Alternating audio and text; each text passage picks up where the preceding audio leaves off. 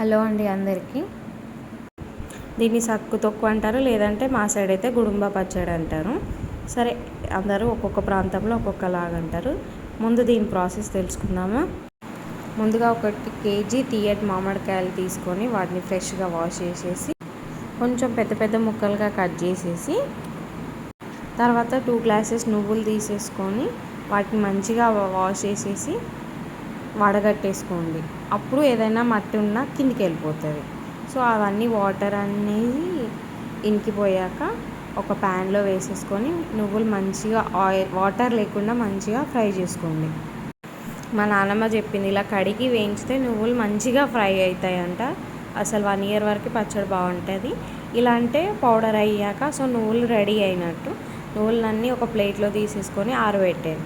మొత్తం చల్లారినాక ఒక బౌల్లో 2 గ్లాసెస్ నువ్వులు, 1 గ్లాస్ కారం, అలాగే 1 గ్లాస్ సాల్ట్. సో 3 కొలతల ప్రకారం తీసేసుకోండి. 3 కొలతల ప్రకారం తీసేసుకొని మంచిగా, సో మీరు కొలతలు పెట్టుకోండి. ఏ గ్లాస్ తీసుకుంటే అదే గ్లాస్తోని ఆ మూడింటిని మంచిగా మిక్స్ చేసేసి కలిపేసి ఒక మిక్సీ బౌల్లో వేసేసుకొని మిక్సీ పట్టేయండి. చూడండి, మిక్సీ పట్టేసాక పౌడర్ ఇలా రెడీ అవుతుంది. ఇలా రెడీ అయిన పౌడర్ని పక్కకు పెట్టేసి ఒక ముక్కుడులో ఆయిల్ తీసేసుకొని ఒక 1 గ్లాస్ అంటే టీ గ్లాస్ ఆయిల్ తీసేసుకొని దాంట్లో పోపు వేసేసుకోండి. ఆవాలు, జీలకర్ర, మెంతులు, దంచిన ఎల్లిపాయలు. ఇలా పోపు వేసుకున్నాక మంచిగా ఫ్రై అవ్వనివ్వండి. ఆయిల్లో పోపు ఎంత మంచిగా ఫ్రై అయితే సో పచ్చడి అనేది అలా చాలా టేస్టీగా ఉంటుంది. పోపు ఫ్రై అయ్యాక ఈ ఫస్ట్ కట్ చేసుకున్న మ్యాంగో పీసెస్ అన్నీ అందులో వేసేసి ఒకసారి మంచిగా కలిపేసుకోండి. కలుపుతూ ఉండండి. పోపు అది మాడకుండా మంచి కలుపుతూ మిక్స్ చేస్తూ ఉన్నాక పీసెస్ అనేది ఇలా మెత్తబడేదాకా కలుపుతూనే ఉండండి.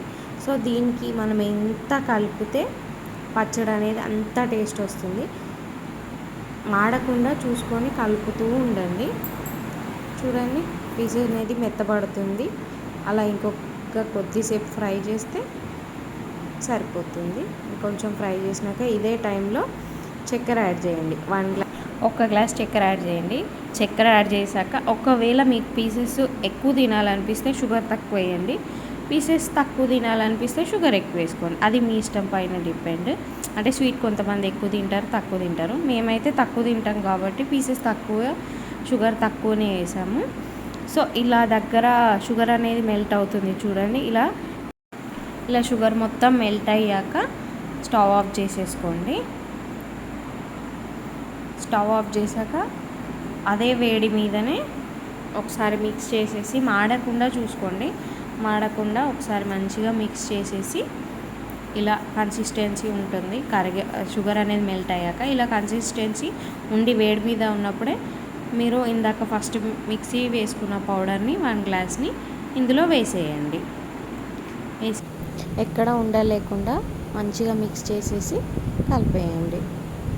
మంచిగా కలిపేసినాక ఇప్పుడు 1 స్పూన్ మెంతి పొడి, ఒక 1/2 టీ గ్లాస్ ఆవపొడి అన్నీ మిక్స్ చేసుకోవాలి. ఒక 2 డేస్ పక్కకు పెట్టేయండి. ఈ పచ్చడి అన్నం అయినా చపాతీ అయినా దోశకైతే ఇంకా టేస్ట్గా ఉంటుంది.